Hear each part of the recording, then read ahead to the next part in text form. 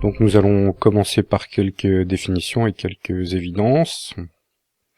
Comme je l'ai dit avant, un entier de Gauss, c'est un nombre complexe de parties réelles et imaginaires entières, c'est-à-dire qu'il s'écrit A plus IB, avec A et B des entiers, donc des éléments de Z.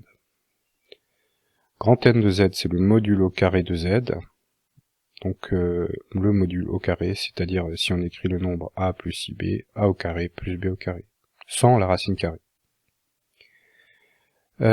Quand n respecte la multiplication, je ne vais pas le démontrer, c'est une propriété bien connue du module d'un nombre complexe. N de zz' égale n de z fois n de z'.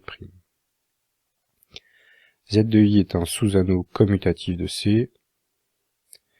Il suffit par exemple de vérifier que Z de i est stable par addition et par multiplication. Il faudrait aussi vérifier que il est stable par passage à l'opposé, ce qui est évident.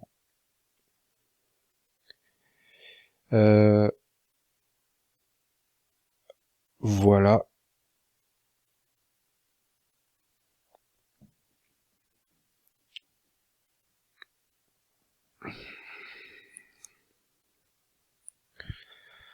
Alors, les éléments inversibles de Z de I sont 1 moins 1, I et moins I, c'est-à-dire les éléments qui ont pour n de Z égale 1. Si on a un élément inversible, ça veut dire qu'il existe un Z' tel que ZZ' égale 1, en appliquant la propriété que la norme respecte le produit. On a n de Z fois n de Z' égale 1. Et comme n est un entier positif, il n'y a pas d'autre solution, n de z ou n de z' égale 1. Et même les deux, en fait.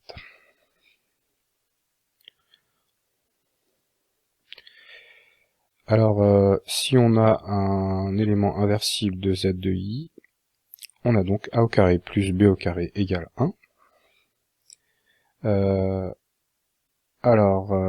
Si a au carré égale 1 et b au carré égale 0, on trouve 1 et moins 1. Si c'est a au carré qui est égal à 0 et b au carré qui est égal à 1, on trouve z égale i ou moins i. D'où la conclusion.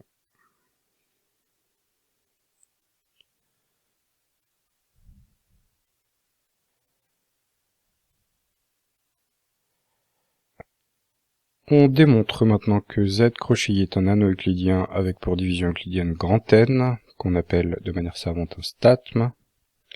On prend X et Y, deux éléments de Z crochet I, Y non nul, et on pose X sur Y égale U plus IV. U et V sont des rationnels a priori, puisque X et Y sont des entiers de Gauss. On pose U0, V0, le point de coordonnées entières, le plus proche de UV. S'il y en a plusieurs, on prend le plus en bas à gauche. Et on pose R égale X moins Y fois U0 plus V0. R est un entier de Gauss également. R sur Y égale X sur Y moins U0 plus IV0, d'après la définition de R. Et en regroupant, c'est U moins U0 plus IV moins V0. Or, on sait que U moins U0 et V moins V0 en valeur absolue sont inférieurs ou égaux à 1,5. Par conséquent, la norme au carré de R sur Y est inférieure à 1,5 également. Et donc, elle est inférieure à strictement à 1. Par conséquent, la norme de R est strictement inférieure à la norme de Y. Donc, comme le couple U0 plus IV0 est déterminé de manière unique, le R aussi, et la norme de R au carré est inférieure à la norme de Y au carré. Par conséquent,